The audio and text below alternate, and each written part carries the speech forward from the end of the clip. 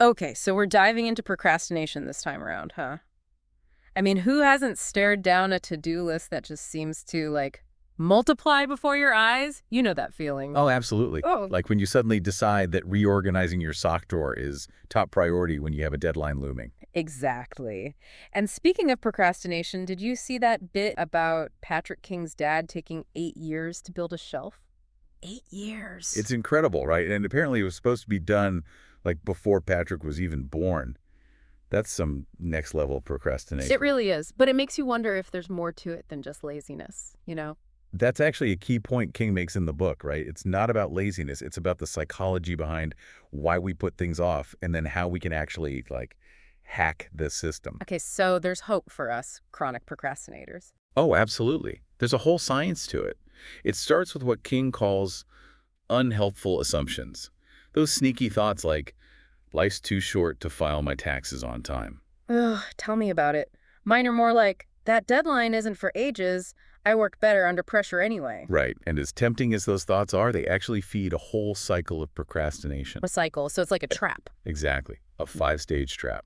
Okay, so how do we fall into this trap? What are the stages? Well, it starts with those sneaky little justifications, those unhelpful assumptions. But then they lead to stage two, increasing discomfort, that nagging feeling that you should be doing something else. And that, my friend, leads to stage three, excuse time. All the excuses. It's too late to start now. I need to wait for the perfect moment. I've got a million of them. Oh, classic. And that brings us to stage four, avoidance activities. Those things that feel productive, but are really just delaying the inevitable. Cleaning, organizing, suddenly becoming obsessed with learning a new TikTok dance. Exactly. And all those avoidance activities lead us straight to stage five, the grand finale dealing with the consequences. The missed deadlines, the guilt, the stress of it all. Precisely. And then, ironically, that just feeds back into the cycle, reinforcing those unhelpful assumptions we started with. So we're stuck in this loop of our own making. Often, yes. And it all comes down to this battle in our brains. Like a boxing match.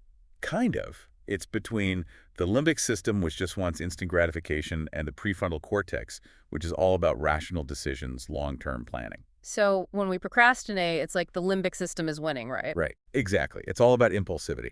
And one of the most helpful things I took from the book was the LAT method. HLAT, like stop. Exactly. It stands for hungry, angry, lonely, tired.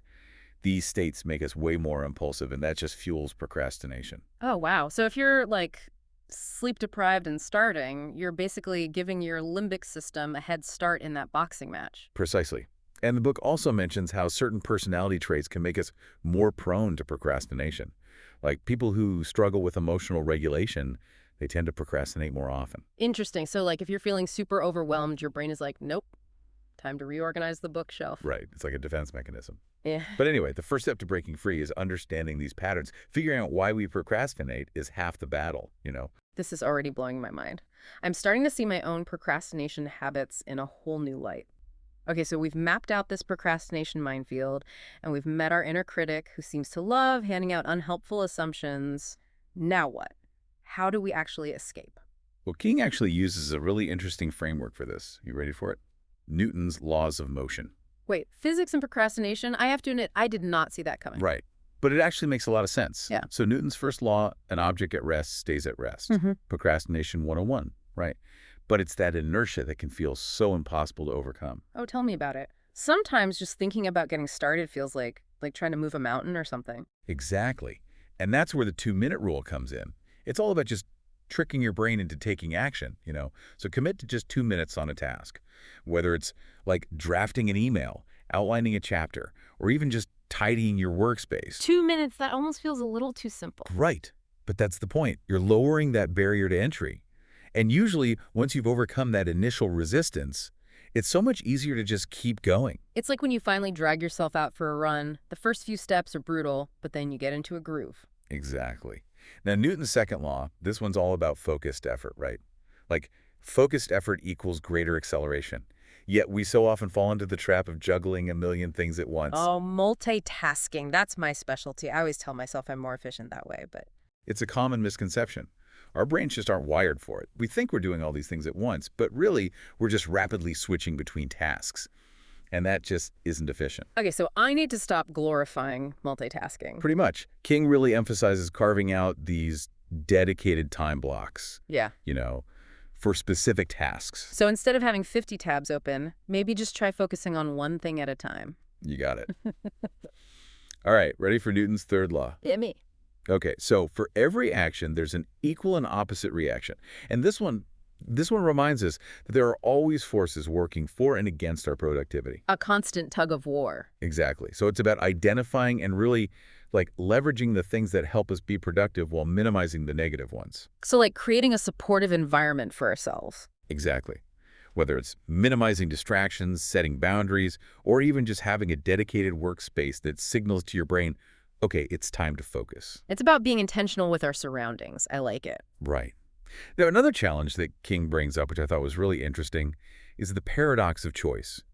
He uses this great example of choosing between research grants and, well, how too many options can actually lead to, well, to paralysis rather than productivity. That makes sense. It's like trying to pick a restaurant with a group and everyone's got different cravings. You end up arguing for an hour and just ordering pizza again. Exactly. Decision fatigue. It's a Wow. real thing. So King suggests strategies for streamlining choices, like setting clear decision-making criteria, setting deadlines, or even having, like, a default option. So instead of getting bogged down in endless possibilities, it's about creating those constraints. Exactly. Now, all of this leads to a point that I think is so crucial, and it really shifted my perspective on this whole procrastination thing. Are you ready? Always. Motivation often follows action, not the other way around. Wait, so you're telling me I shouldn't wait for that burst of motivation to strike before starting something? Sometimes the best way to spark motivation is to simply start. Even just a small step can create this momentum. Okay, this is great. I'm feeling so much more equipped to battle my procrastination demons.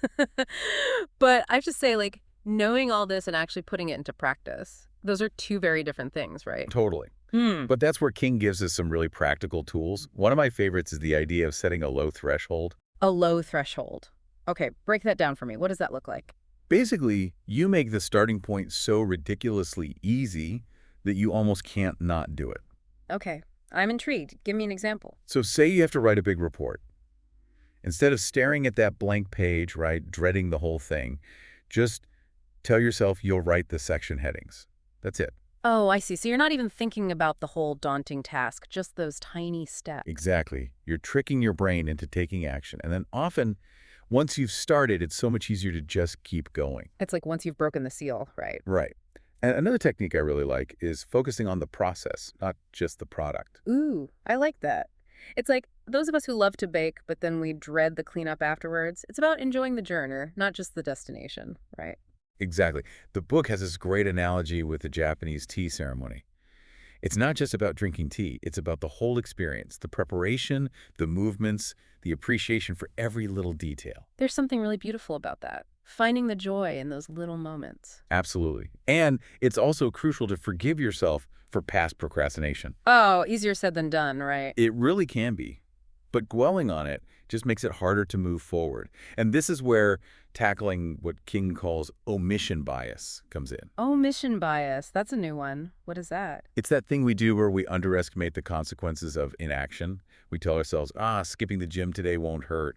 But then, one day turns into two turns into a week, and so on. So we're not great at recognizing those patterns, those little choices that can snowball over time. Not always. So what can help is visualizing the negative consequences of inaction. What happens if you just keep putting off that important conversation? What will the impact be? Okay, so we need to get real with ourselves, right? Exactly. But then also visualize the positive outcomes of taking action. How will you feel once you finally finish that task? How will it impact your life? It's like tapping into those emotions, letting them fuel our actions. Right. And a great way to solidify those positive choices is through if-then planning. If then. So it's like pre-deciding what you're going to do, to take the pressure off those moments when your willpower is low. Give me an example. So you want to meditate every morning. Instead of, I'll try to meditate tomorrow, make it a statement. If it's 7 a.m., then I will meditate for 10 minutes. Done. The decision's already been made. I love that. It's such a small shift, but I can see how powerful it could be. Exactly. But then, even with the best intentions, life happens. Mm. So we need ways to actually create structure to stay on track. Because even when we're motivated, there are always distractions lurking around the corner, right? So, any tips for building that structure into our day-to-day lives? Definitely. One of the most helpful things, according to King, is avoiding 0 days. 0 days. That sounds ominous. It's any day where you make zero progress towards your goals. But the good news is, it's easy to avoid. Commit to at least one small action each day, no matter how insignificant it seems. Answered one email? Great. Brainstormed for 5 minutes? Awesome. Those small wins make a huge difference. It's like those little deposits into the productivity bank, right? Exactly. It's about celebrating those small victories. Another thing King talks about is self-interrogation. Basically, holding yourself accountable, asking the right questions. So, what kind of questions should we be asking ourselves? When you feel that urge to procrastinate, hit pause and ask, what's one small step I can take right now? What are my top priorities right now? How can I make this easier on myself? It's like we're becoming our own little motivational coaches. Exactly. And then finally, it's all about detailed scheduling. Block out specific times for everything in your calendar. Work, errands, downtime, everything. Wow, so we're talking about owning all 168 hours in a week? That's a lot of intentionality. It can be life-changing. No more feeling like time is slipping away. This way you're in control. This has been incredible. Thank you so much. We've really broken down this procrastination puzzle, haven't we? Absolutely. Remember, it's not a character flaw, it's a habit. At And all. habits can be changed. Couldn't have said it better myself. So, listeners, here's a little something to think about. What's one low threshold action you can take today towards something you've been putting off? Remember, action fuels motivation. Let's do this.